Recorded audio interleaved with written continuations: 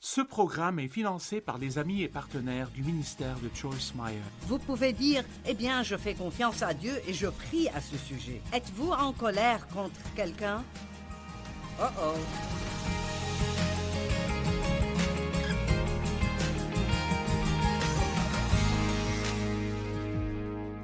Bienvenue à vivre pleinement votre vie de tous les jours. Je vais parler du sujet préféré de tout le monde aujourd'hui. La discipline et la maîtrise de soi. Maintenant, n'avez-vous pas hâte?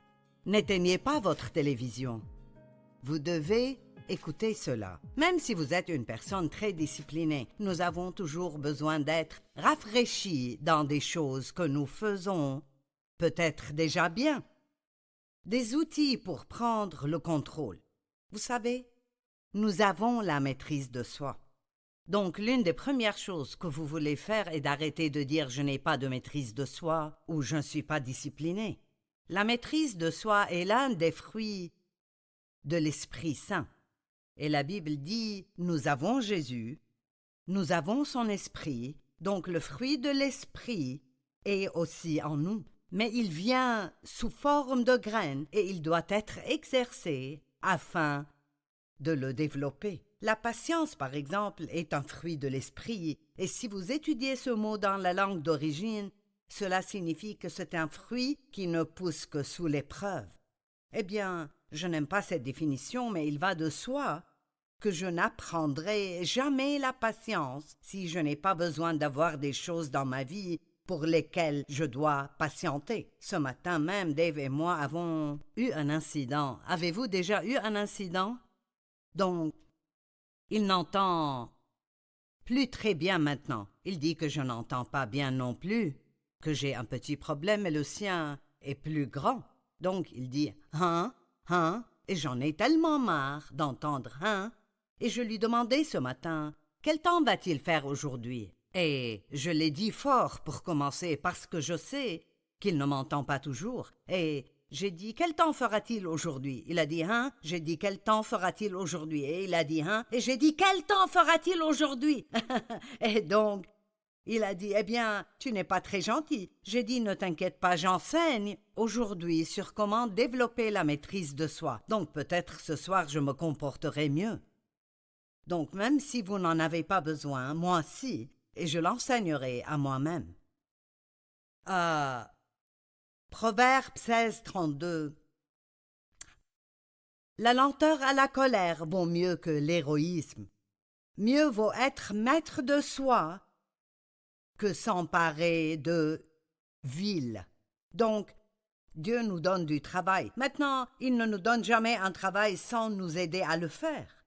Mais il nous donne la responsabilité de dominer nos propres émotions, nos pensées et les paroles que nous prononçons. Nous avons besoin de discipline et de maîtrise de soi si nous voulons être ce que nous disons vouloir être. Et Hébreux 12, 11 dit au premier abord, toute correction semble un sujet de tristesse. Est-ce que vous pouvez dire Amen? Mais plus tard, elle produit chez ceux qu'elle a ainsi exercé un fruit porteur de paix.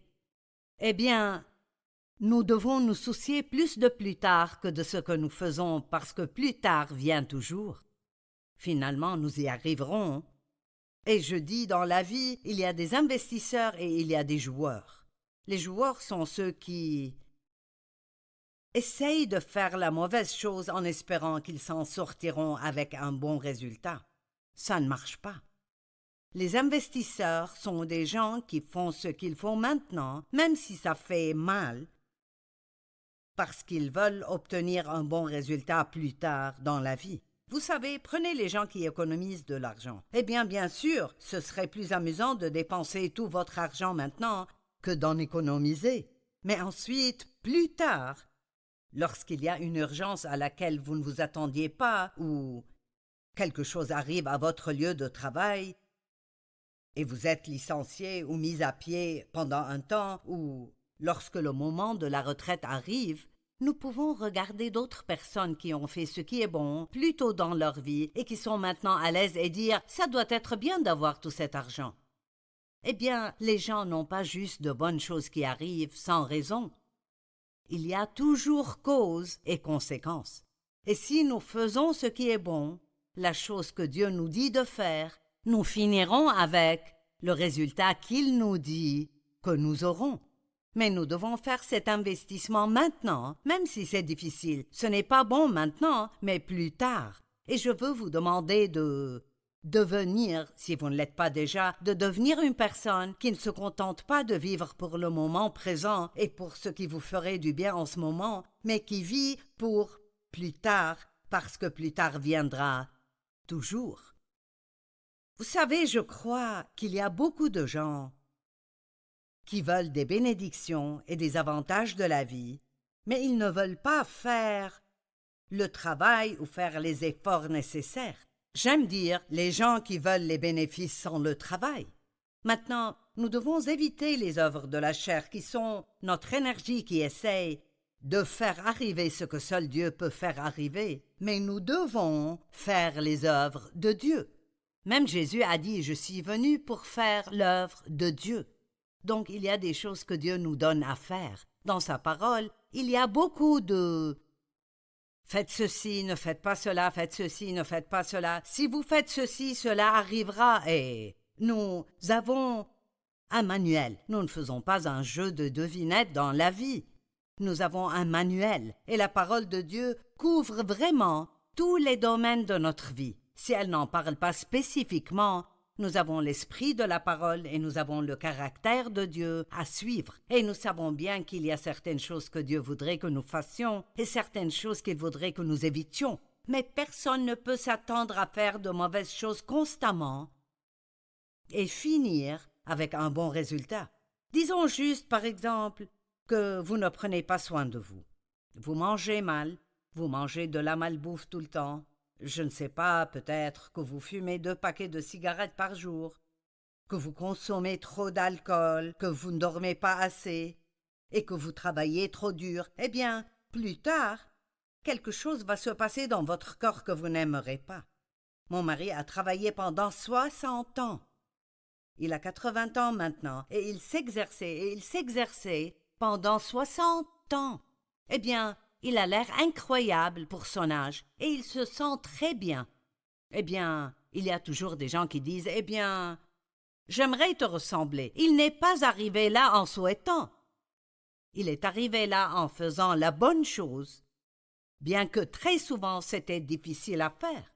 Et donc, ne vivons pas nos vies avec des regrets. Je regrette de ne pas avoir fait ceci ou cela. Soyez menés par l'Esprit Saint et disciplinez-vous pour faire ce que vous savez que Dieu veut que vous fassiez, même si vous n'en avez pas envie et même si c'est difficile. Tout dans la vie n'est pas censé être facile. Parfois, nous avons besoin de lutter pour grandir et devenir spirituellement matures. Dieu veut que nous ayons une vie abondante, le pardon des péchés et la liberté de la culpabilité.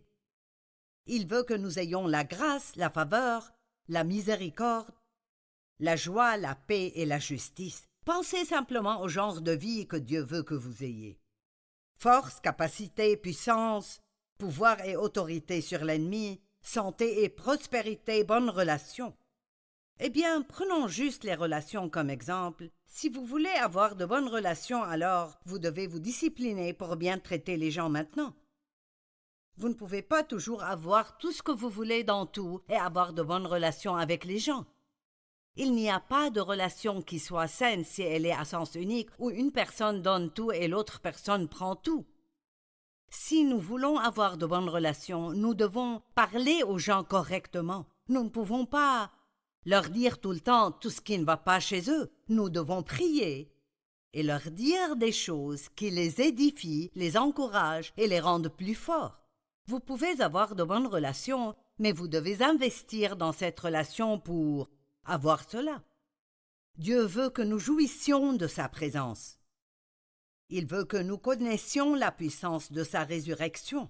Les promesses de la Bible sont sans fin. En fait, il y a plus de 5000 selon la ressource que vous utilisez pour vérifier. Je veux dire, j'ai tout vu de 5000 à 10 000, même plus. Disons simplement qu'il y a une abondance de promesses dans la parole de Dieu. Mais Dieu nous donne toujours un rôle à jouer parce que nous sommes partenaires de Dieu. Maintenant, le salut est un don gratuit, mais nous devons toujours décider de vivre pour Dieu. Nous devons décider de nous repentir et de laisser Dieu nous changer. Votre vie ne changera pas si vous n'êtes pas prêt à changer. Et je pense que beaucoup de gens veulent juste prier une prière de repentance et pensent que ça va changer toute leur vie. Eh bien, ce n'est pas le cas. La chose qui vous changera est d'apprendre la parole, de vous discipliner pour étudier la parole régulièrement, puis de vous discipliner pour faire ce que la parole dit. Maintenant, je sais que la discipline n'est pas la matière préférée de tout le monde. C'est comme l'un de ces trucs que j'appelle un « aïe, alléluia ». Quand je vous dis ces choses, c'est comme un « aïe », mais si vous le faites et vous vivez d'après cela, plus tard vous direz « Alléluia, je suis tellement content d'avoir fait ça ». Êtes-vous une personne disciplinée? Je crois que vous l'êtes, mais vous ne l'avez peut-être pas suffisamment pratiqué pour que ça marche dans votre vie. Les gens veulent souvent les bénédictions sans le travail. Ils ne reçoivent rien et deviennent jaloux de ce que les autres ont. Wow! Êtes-vous jaloux de quelqu'un? Et de quoi êtes-vous jaloux? Eh bien, je suis jalouse de la silhouette de cette femme. Elle a l'air si belle. Et je suis plutôt grosse et tellement pas en forme. Eh bien, peut-être que vous mangez tout ce que vous voulez et que l'autre personne se discipline et mange des aliments sains. Eh bien, j'aimerais avoir l'argent que vous avez. Je suis jaloux de l'argent que vous avez. Oui, parfois les gens héritent de l'argent, mais même alors, ils doivent s'en occuper. C'est un peu idiot d'être jaloux de ce que quelqu'un a si on ne veut pas faire ce qu'il a fait pour l'avoir. Il y a parfois des gens qui me critiquent ou qui me jugent. C'est juste une partie de ce qui arrive si vous êtes aux yeux du public. Mais j'ai dû apprendre que les gens qui sont jaloux de moi sont jaloux parce qu'ils aimeraient avoir un ministère comme le mien ou une vie comme la mienne, mais ils ne veulent pas faire ce que j'ai fait pour l'obtenir. Vous savez, j'ai eu beaucoup d'années très, très dures avant d'arriver à passer à la télévision et avoir le privilège de parler à des gens partout dans le monde.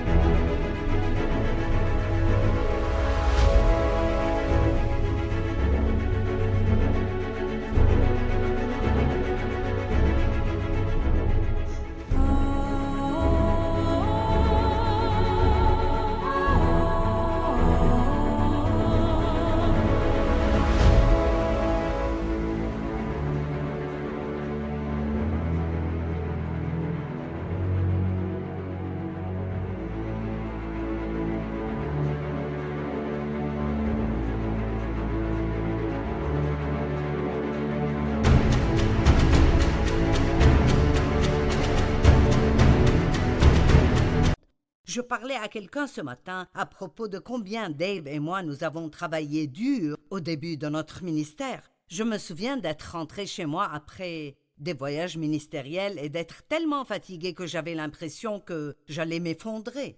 Donc nous avons fait le travail et maintenant nous apprécions les bénéfices. Dieu veut faire de grandes choses dans votre vie. Mais êtes-vous prêt à faire ce qu'il vous demande de faire? Il y a des gens qui ont besoin d'entendre cela. Si je vous demandais, savez-vous s'il y a quelque chose dans votre vie, s'il y a un domaine dans votre vie où vous désobéissez à Dieu, vous savez que vous faites quelque chose que vous ne devriez pas faire? Eh bien, avec amour, j'ai besoin de vous dire que vous semez une graine et vous n'aimerez pas la récolte quand elle arrivera. Vous pouvez la changer et vous pouvez faire cela dès maintenant. Vous pouvez vous repentir, et cela ne signifie pas seulement être désolé, mais faire demi-tour et aller dans une direction complètement différente. Vous pouvez prendre une décision qui déclenchera un merveilleux changement dans votre vie aujourd'hui si vous le faites. Eh bien, Joyce, je ne suis pas une personne disciplinée. Eh bien, vous avez la maîtrise de soi. Peut-être que vous ne l'avez pas exercée, mais vous avez la maîtrise de soi. Dans le psaume 106, versets 12 à 16, il y a un excellent exemple de cette jalousie. Et je vais d'abord vous lire le dernier verset. Il dit « Dans le camp, ils se sont montrés jaloux de Moïse et d'Aaron, le saint de l'Éternel. » Écoutez ceci, psaume 106, 12. Alors ils ont cru à ses paroles, ils ont chanté ses louanges, mais bien vite ils ont oublié ce qu'il avait fait. Ils n'ont pas attendu la réalisation de ses plans. Les Israélites, quand ils sont sortis de l'esclavage en Égypte, ils étaient heureux et ils louaient Dieu. Oh, c'est un grand jour! Mais pendant qu'ils traversaient des moments difficiles, allez maintenant, je veux que vous compreniez cela. Alors qu'ils passaient par des moments difficiles, ils ont oublié toutes les bonnes choses que Dieu avait faites pour eux et ils ne pensaient qu'à ce qu'ils traversaient à ce moment-là. Eh bien, c'est un peu comme ça avec la discipline. Nous pouvons voir que si nous nous disciplinons dans ceci ou cela, il y aura une bénédiction attachée à cela.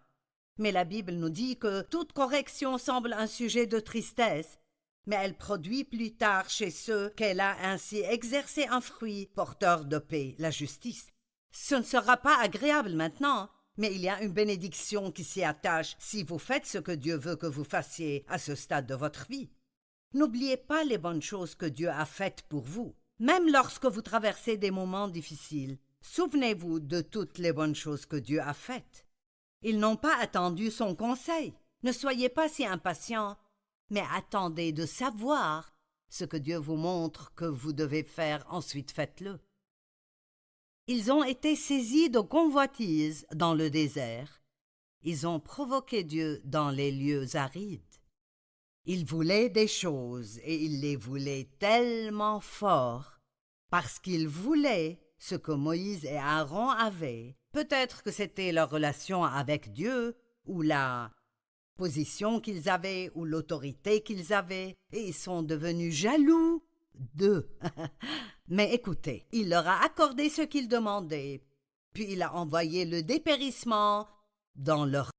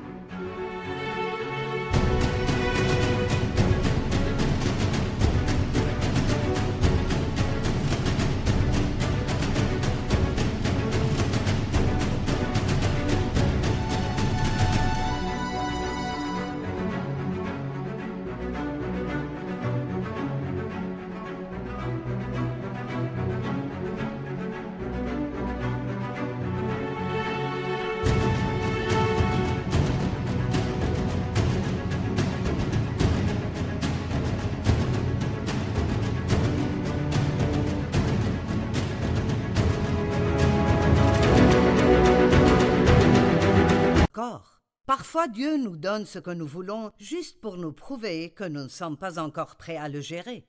Je voulais que mon ministère grandisse pendant longtemps alors qu'il était encore petit.